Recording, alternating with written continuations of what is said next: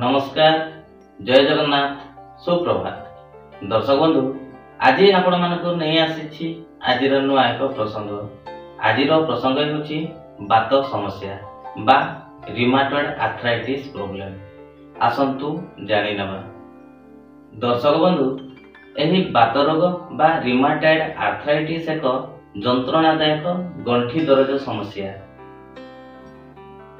साधारण भाषा रे यह गंठी बात समस्या एवं इंग्राजी रे यह गाउट प्रॉब्लम बोली कहती। जेतेबेले आम शरीरर विभिन्न खंजा बा गंठी रे ज्वलन, फुला एवं दरज समस्या लगी रही थाए, सेतेबेले आमे ताकू बात समस्या बोली भाबी थाउ।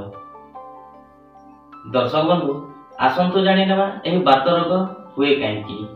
वास्तव रे एही बात रोग बा एही रूमाटॉइड आर्थराइटिस एक ऑटो इम्यून डिजीज।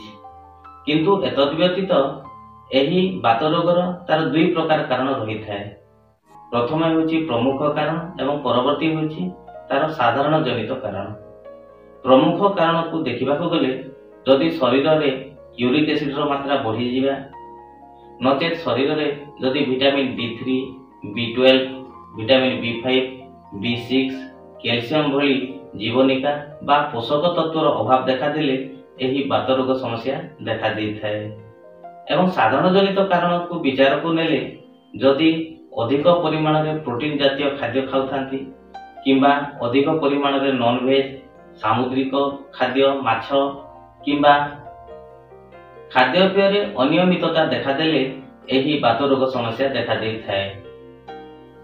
परवर्ती होची वंशगत कारण। केतेकांशरे वंशगत कारण जोगु मध्य एही बात रोग समस्या देखा दी थाए। जेपरि कि पीढ़ी पर पीढ़ी देखा जाउथिबा सादृश्यता किंबा परिवार रे जदि अन्य कोनोसी सदस्य को एही बात रोग थाए, तेबे परवर्ती पीढ़ी रे मध्य एही बात रोग हेबार संभावना देखा दी थाए। परवर्ती होची मोटापन बा ओबेसिटी। शरीर रे जदि मोटापन बा ओबेसिटी रही थाए, अधिक मोटापन जोगु शरीर ओजन बेसी रही जो आंठू गंठी एवं खंजा गुड़िक तार प्रभाव बेसी पड़ी थाए, जहा फल बात रोग बा ए गंठी जंत्रणा समस्या देखा दी थाए। परवर्ती होची मद्यपान। मद्यपान करबा द्वारा यूरिक एसिड रो मात्रा नियंत्रण रहे नाही, जहा फल यूरिक एसिड बाहरिबारे असुविधा होई थाए एवं एही बात समस्या मध्ये देखा दी थाए। परवर्ती होची स्वल्प पानी पीवा बा कम पानी पीवा। अल्प परिमाण रे पानी पीवा द्वारा मध्य शरीर रे यूरिक एसिड रो मात्रा नियंत्रण रही न थाए, जहा फल रे बात समस्या देखा दै थाए। दर्शक बंधु, आसंतु जानि नेबा एही बात रोगर तार सहजात लक्षण गुड़िक कोन कोन। आंठू खंजा बा जॉइंट रे प्रबल दरज हेबा, तार चतुर्पार्श्व रे फुली रहिबा बा पानी जमी जिबा, नाली पड़ी जिबा, प्रबल अति प्रबल दरज हेबा, गरम लागिबा, कट कट आवाज बा कट कट शब्द सृष्टि हेबा, एमिति विभिन्न प्रकार सहजात लक्षण एही बात रोग बा रिमाटॉइड आर्थराइटिस जोगु होई थाए। दर्शक बंधु, आसंतु जानि नेबा एही बात रोग बा रिमाटॉइड आर्थराइटिस रो तार निराकरण जनित हेल्थ टिप्स गुड़िक कोन कोन।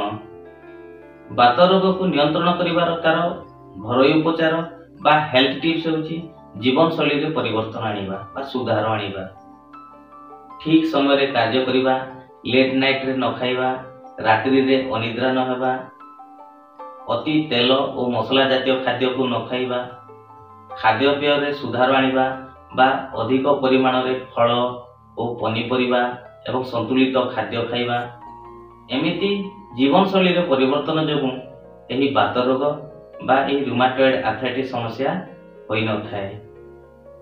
परवर्ती होची नॉन वेज खाद्य को कम खाइबा।